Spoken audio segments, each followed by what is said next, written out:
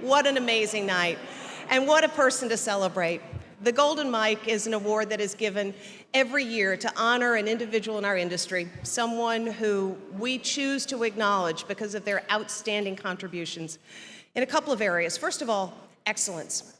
Excellence in and commitment to broadcasting, which frankly is more important now than ever before. And the second, yes. And the second criteria is just as important, and that is ongoing service to the community at large. And our honoree tonight is someone who has made that every bit a part of his mission as it has been to run profitable television stations around the country. These are the qualities that are found in the Golden Mike, and these are the qualities that we find in Dave Lougee. As a broadcaster, he is the president and CEO of Tegna Incorporated. It is one of the most geographically diverse broadcasting companies in the United States. Under his leadership, it has grown phenomenally. It now is the group which holds 62 stations around the country. Dave is the past chairman of the NBC Affiliates Board, the NAB, and the TVB, and at present, he serves on the board of BMI and the Broadcasters Foundation. And I want to personally thank you for saying yes, Dave, when I asked you to do that a few years ago. Your contribution to that organization and to our industry is phenomenal, and for that we say thank you. And we also want to show just a little bit of what your amazing career has been and why we honor you tonight. So take a look at the video board. If you talk to those who know him best, they'll tell you that for Dave Lougee, it's all about people. Like when Hurricane Harvey struck Houston in 2017, and the unthinkable happened. That's Buffalo Bayou coming into our studios. We knew it was time to evacuate the building when our chief meteorologist came to us and said, this rain is not going to stop. And that point we knew we needed to get out. What I remember from Dave, he was on the phone with us immediately and constantly throughout. Our staff lost a lot. Not only did we lose our work home, a lot of us lost our personal homes and our personal property. And Dave was so generous with the staff. He always let us know that he had our back. Dave made sure we never felt abandoned. When Dave came to visit, we were sad, we were afraid, we were uncertain of the future. And Dave came in and talked to us and said, just remember, a building does not make a station. It's the people who make a station.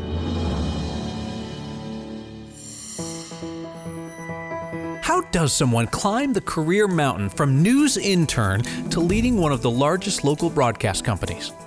For Dave, it started with experiences forged in the newsroom, fueled by his passion for local journalism and a natural desire to help others succeed. Dave Lougee believes in the power of local journalism, not just intellectually, but in his soul. And that passion and belief fuels all the journalists who work for Tegna. It is impossible to count the number of lives saved, laws changed, and communities that are better all across America because of Dave Lougee's heart, soul, and compassion. But while Dave's passion and talent sparked his early success, it takes a lot more to make the leap from the newsroom to the boardroom. When Tegna became a pure-play broadcaster in 2017, Dave's track record, boundless energy, and refusal to accept complacency made him the natural choice to lead our company. Dave has led the transformation of Tegna's business, while at the same time always remaining focused on creating value for our shareholders and other key stakeholders. The degree of difficulty required to pull that off is enormous, and I'm extremely proud of how deftly Dave has steered Tegna since he became president and CEO. When a leader cares that deeply, it creates an atmosphere of positive energy that can be contagious. And I've seen firsthand how Dave's commitment to excellence makes everyone around him better. Dave's leadership extends far beyond Tegna, and his impact has been felt across the broadcast industry. Dave Lougee's contributions to the broadcast industry touches every level of our business. He's a five-tool player in every way, and we're lucky to have his leadership in the industry. One just needs to spend a few minutes with Dave, and his passion for serving local markets exudes. It's something that he loves. He's a successful, caring leader that is very grateful for his lot in life, and therefore he sees it as his personal mission to give back to those within the broadcasting family that are in need. The best part of Dave receiving the Golden Mike Award is that he's not only wholeheartedly deserving of this, but he's being rewarded for being himself. Dave is a smart, aggressive champion of the industry, a true leader. Dave, congratulations. This is wonderful recognition for you and for Tegna. You are true champions of local news, local television, and the broadcast industry. Dave constantly challenges the status quo, relentlessly pursues innovation, and empowers people to be their true, authentic selves. For Dave Lougee, innovation isn't just a goal, it's the standard. But it's not possible without leaders that have the courage, strength, and perseverance to see it through. So for instilling those ideals on all of his stations and empowering people like me who otherwise wouldn't have had a chance to tell these stories, I say thank you. Hey Dave, I've always heard you say our focus at Tegna is people, people, people. But what I hear when you say that is your focus is all people, all people, all people. Thank you for the opportunity you've given me. You can't tell the story of Dave Lougee without hearing from the person who knows him best, his wife Danny. More than just seeking information, I think he is driven to know the truth. He has to know the facts. And I think that that's a deep motivation for him that brought him to broadcasting. He really wants to exemplify that to whom much is given, much is expected. He's more fun than I think work lets him be, but you can see the fun of him when he's got his granddaughter around. I do want to say to Dave that I am so proud of who you are as a human, and so pleased to be your wife, and I'm glad you're my guy.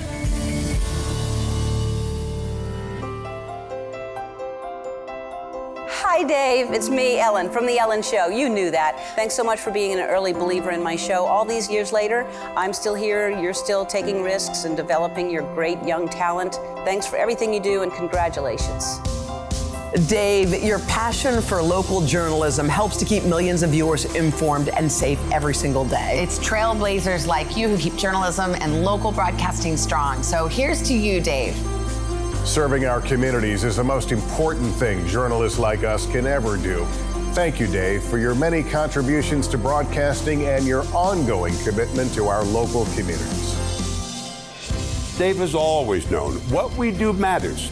And what we do is too important to stop, maybe now more than ever. He told me once after one of my commentaries, a commentary that I did not think he would like, he was proud that I worked for Tegna, but not nearly as proud as I am that I work for a man like Dave Lougee. Who is Dave Lougee? Leader, mentor, innovator, humanitarian. For Dave Lougee, it's all about people. Congratulations, Dave. As you keep setting the bar higher for all of us, we're glad to be along for the ride.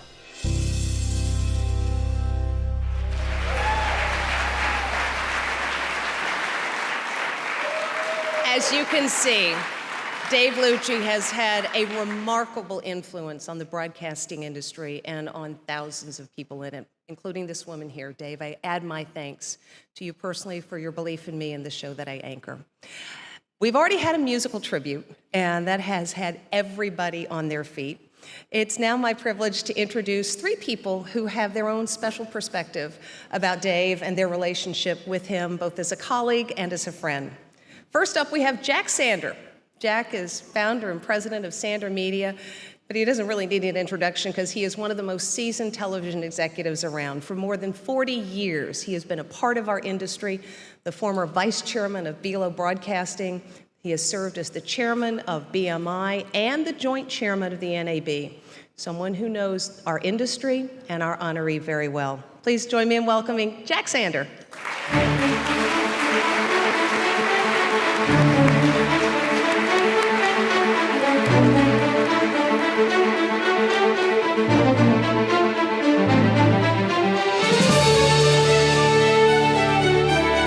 Thanks, Deborah, and Boy, with that video, I don't think you need 3 more speakers, but you're going to get them, I guess, one way or the other, because that's what the format says. Well, I'm pleased to help salute Dave tonight as he gets the First Amendment Award here at RTNDA. Oh, wait. That was 2014. Or tonight for his induction in the Broadcasting Cable Hall of Fame. Oops. That was 2015. Let's see, he has also received the American Horizon Award from the Media Institute and the Giants of Broadcasting. Yes, all great honors, along with tonight's very important recognition. As you think back, there are a few important links that you saw in that videotape to these awards, and they all started at a very young age. Dave was raised in a unique family in New England, where his father was very involved with politics and a mother who was a probate judge. The topics at their dinner table were not your typical dinner topics. They centered around community. What was good, what was bad, and what needed to be changed. The role of local citizens, whether it be in politics, news, helping the less fortunate, or how to improve our lives and those around us. Dave's first job was as an afternoon paper boy. Yes, Phil Lombardo, there were afternoon newspapers. Remember those? Yeah, that's right. So Dave's roots are grounded in his family and those responsibilities and interests. He then headed west to attend the University of Colorado to major in English. He continued his belief in service as chair of the student board of the Colorado Public Interest Research Group, and he continued to develop that journalism bug. As you saw tonight, he's had a terrific broadcasting career, which began in Denver, where he was employed first at KMGH, then to KCNC, where he rose quickly in the news department. From writer to producer to executive producer, and then to assistant news director in less than 7 years. The general manager and legendary broadcaster Roger Ogden told me Dave was smart, aggressive, and could get to the heart of the matter quickly. And Dave, you were mostly right, he said. Even when Dave left the station, he has always valued Roger, a fellow Buffalo from CU, for counsel and as a sounding board. The most important milestone, and you saw that tonight for Dave in Denver, however, was his ability to convince his beautiful wife, Danny, to join him on his broadcasting adventure. I became aware of Dave in 1998 when Beall was looking for a senior manager to help in the news area. Marty Haig, our iconic vice president of news, had heard about Dave and suggested we try to meet and recruit him from his news director position in Washington, D.C. at Gannett's WRC. It was our good fortune that we were recruiting someone for our Seattle station group, and Dave had good memories of his Western U.S. experiences, and Danny. Besides, we tried to convince him he had very little future in Gannett. I guess we missed on that one, didn't we? Dave quickly tackled the King TV news department. Dennis Williamson, the GM, said, from the very first day Dave was recruited, he was impressed with his knowledge, intelligence, and was a hard and strategic worker and a hands-on manager during important news-breaking situations. A short 2 years later, he was president and general manager of King and Kong TV, and then 4 years later, we convinced he and Danny to come to Dallas, where Dave became our EVP of Media Operations for Beall. Along the way, it was evident that Dave was a focused and motivated leader, dedicated not only to his broadcast responsibilities, but to his family and the various communities he served. So here we are tonight, coming full circle from his upbringing in East Lyme, Connecticut, to the New York Plaza, where he receives this well-earned Golden Mike Award. Dave, congratulations and well done. Thank you so much, Jack. Next up, we're going to ask Gordon Smith to come to the stage. Gordon is president and CEO of the National Association of Broadcasters. He served 2 terms as a United States Senator from the great state of Oregon, and during his Senate leadership, he was a part of the Senate Commerce, Science, and Transportation Committee, which, as everybody in this room knows, has jurisdiction over all broadcast-related legislation. Please join me in welcoming Senator Gordon Smith. Gordon?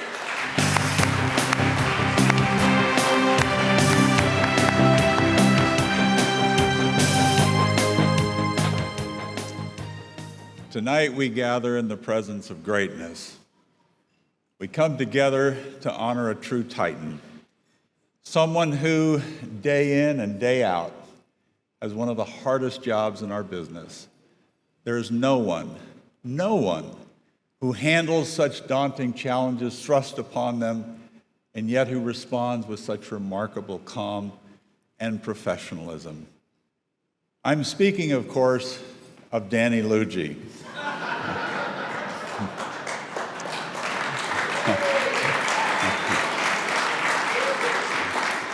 I told you, Danny, it was going to be about you, but actually, seriously, folks, don't you think we should give Danny another big round of applause?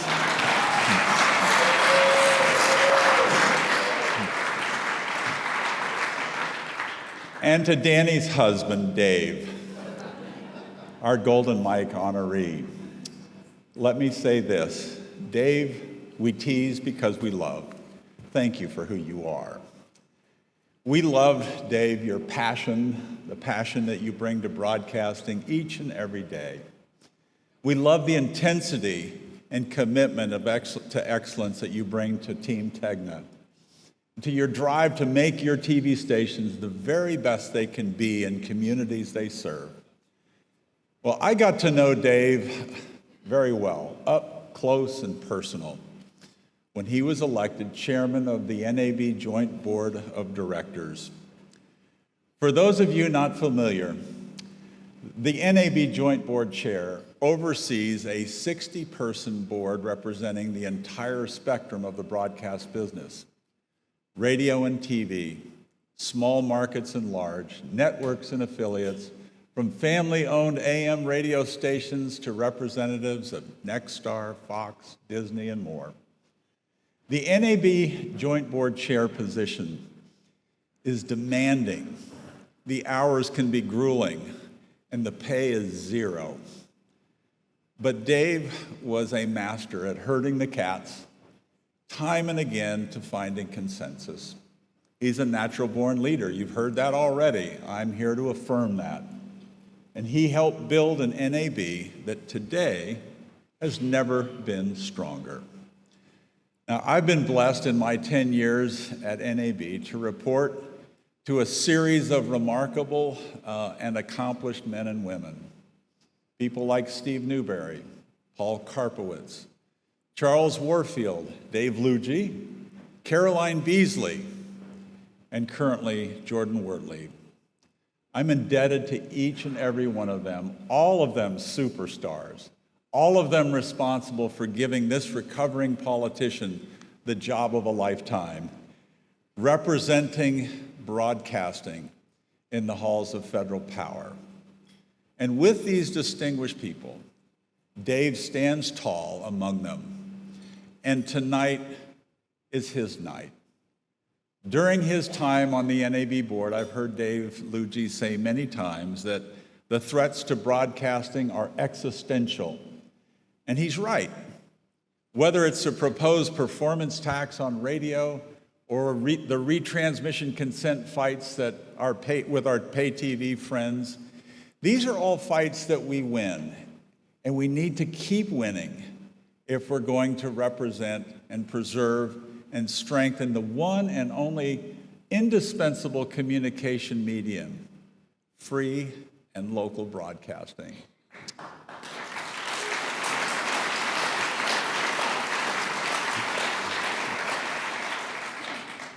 One of the very many things I admire about Dave Lougee, and you've heard it already tonight, is that at his heart, he's a news guy.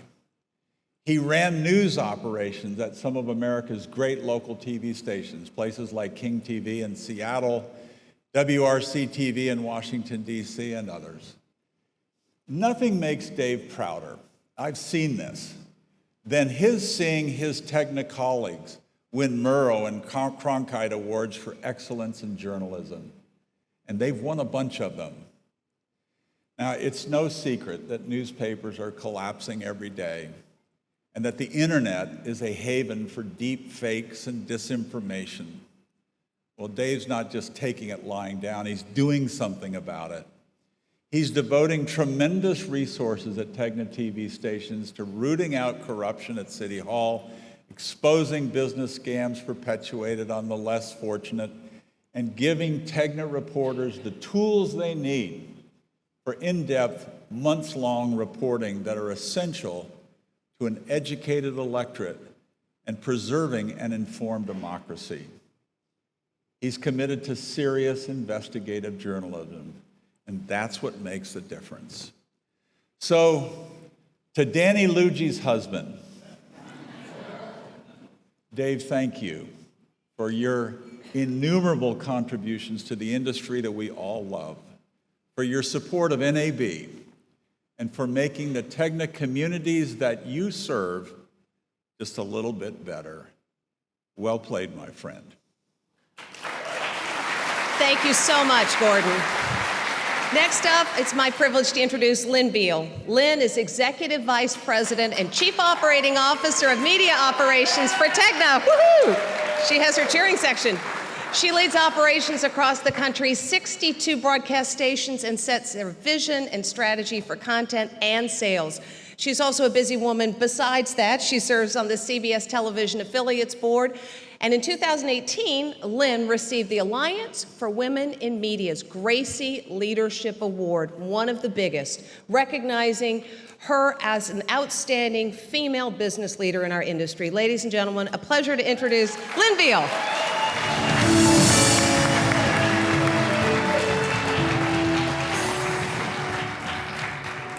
Good evening, everyone. I am delighted to be here tonight to honor Dave Lougee. And Dave Lougee said to me very specifically, I do not want you to talk for very long. So with that in mind, Dave is very, very good at what he does, and he is excellent for the industry. Thank you very much.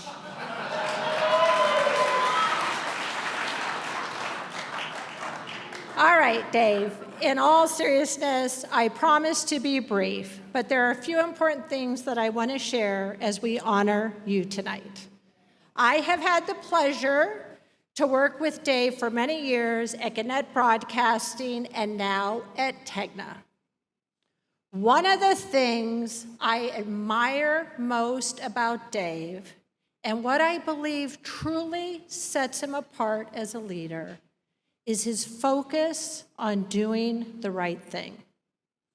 I have seen this play out countless times in the years we've worked together. Whether it's covering a significant breaking news story or working with a customer, Dave will always say to the team, we do the right thing. Dave lives by these words, and he empowers all of us who work with him to do the same. You've already heard about Dave's passion for and commitment to journalism. As you heard in the video, this is really, truly more of a higher calling. His impact on broadcasting has had an indelible effect, ripple effect, across the entire industry, and I truly believe across the entire country. He stands for truth. He reminds us every day what we do truly matters. This part I'll get emotional about. You heard everyone in the video say, Dave cares about people. The people on his team, in our industry, all of you in the room who are here to support him tonight. And he talks often about making sure that we care deeply about the people that we serve. He is deeply committed to his family. We've heard about Danny, his bright and smart wife, Danny.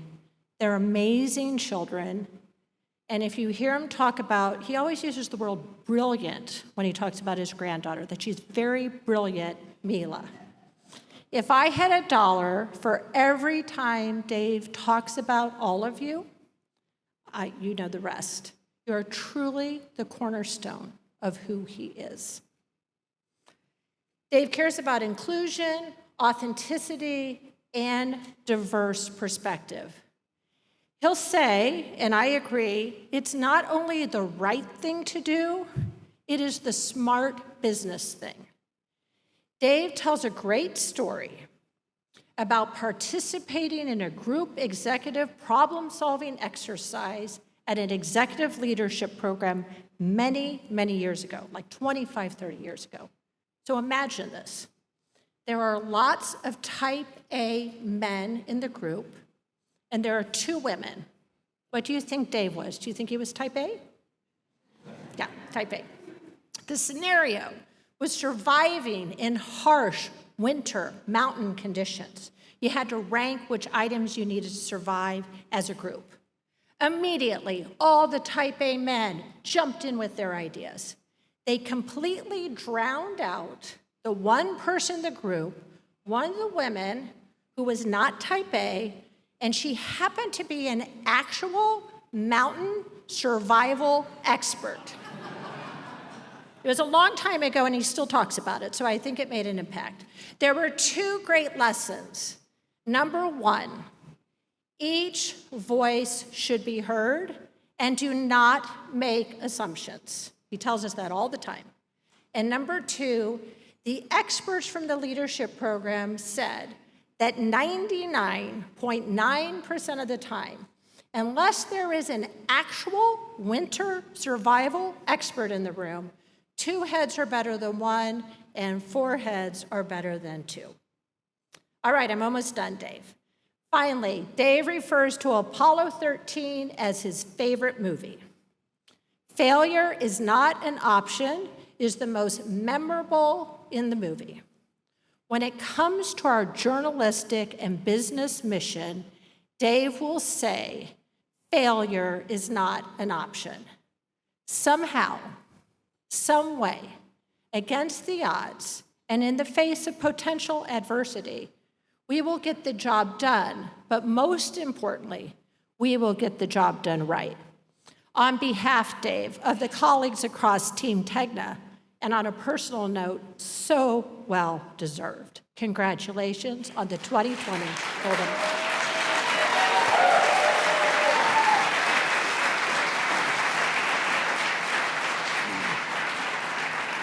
Wow, Lynn, you had me fooled.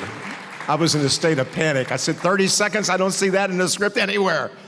Great job, and thank you for the words. Also, thank you, Jack, thank you, Gordon, for all of your insights. So now here we are. Ladies and gentlemen, tonight we honor a distinguished individual who's had an extraordinary influence on broadcasting and is held in high esteem by his colleagues in the industry.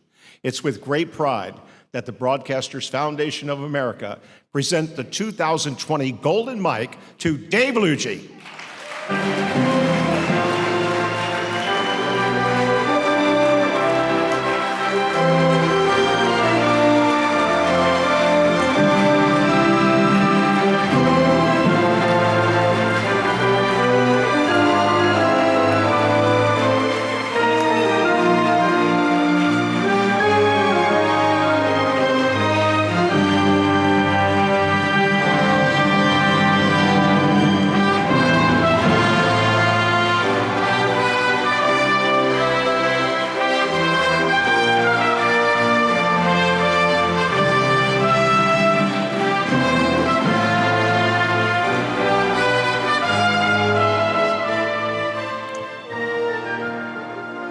Thank you, everyone.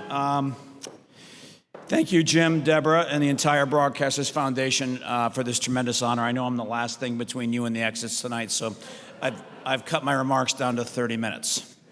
By the way,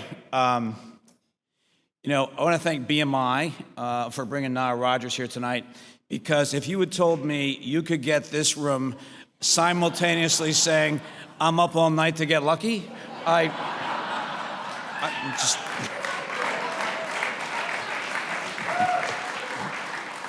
just wouldn't have called it. Wouldn't have called it. I want to thank Gordon, Jack, and Lynn for your very kind words. And Gordon, thank you for honoring Danny tonight, because that's also appropriate. And Jack, especially coming all the way from Phoenix.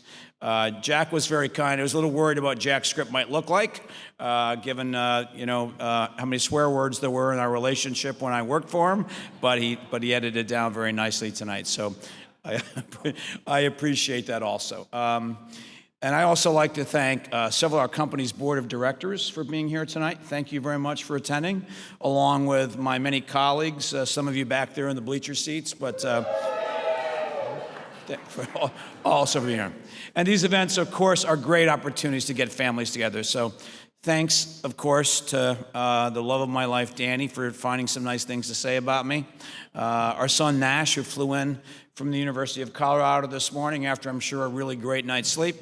And our oldest son, Adam, and our daughter-in-law, Valerie, and our granddaughter, Mila, who's, of course, upstairs entertaining the babysitter right now in the plaza. So now for the real reason we're here tonight, the great work of the Broadcasters Foundation.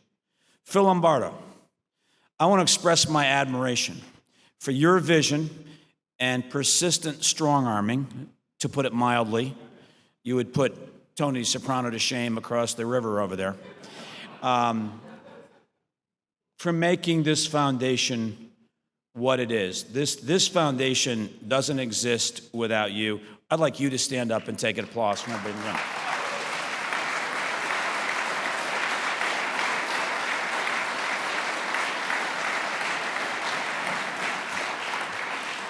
And to Dan Mason and Jim Thompson for your amazing team at the foundation, thanks for everything you do. And most of all, thanks to all of you in this room and the numerous other supporters outside this room whose generous donations keep this foundation thriving and growing. As broadcasters, we have a duty to serve everyone in our communities. And we can't do that if we neglect to take care of our own. And that's what the BFOA does. Take care of our own. For our colleagues who have fallen on hard times, the foundation provides a critical safety net to help broadcasters and their families in need of a helping hand get back on their feet. The people helped by the foundation come from the ranks of the tens of thousands of unsung heroes of our profession, the directors, engineers, technicians, and support staff who are the backbone of our profession but never get the recognition they deserve. It's these individuals who often need the foundation's support the most, as you saw earlier in that wonderful video, and we damn well should be there for them. You may have heard one or two people tonight mention my passion for local journalism. There's a reason that passion has never waned. It's because throughout my career, I've never forgotten nor taken for granted the power we have as broadcasters and the impact we can make on our communities. And as Gordon referenced, the secular decline of the newspaper industry, companies like ours and others in this room have never had a more important calling than now. As trust wanes in all branches of our government, and journalism writ large is under siege and less trusted than ever, it's critical that the most trusted news source of all, local broadcast news, rises to the occasion. Take the current coronavirus, a story that many news sources seem to be using to raise ratings, stoke fear, and anxiety. And at a time when it's not exactly clear that Americans of all political persuasions trust their government to tell them the truth and question whether they're really on top of the problem. Well, we better step into the breach. We have to be on top of the problem. Facts, not fear. Context and common sense. That's how we all need to cover the coronavirus. And I trust nobody to do that better than local broadcasters.